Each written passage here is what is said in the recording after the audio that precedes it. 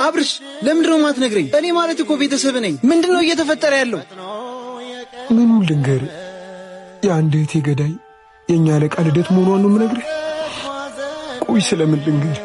አልገባኝም። ስለምንድነው የምታወራው? የመኪና አደጋ አልነበር እንዴ?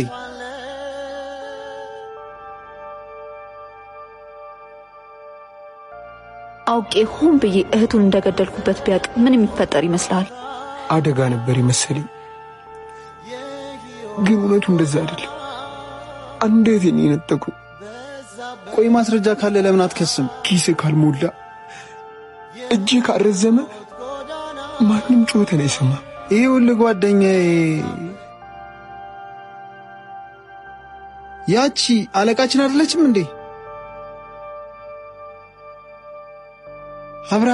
አብርሽ ምን ልታደርግ ነው?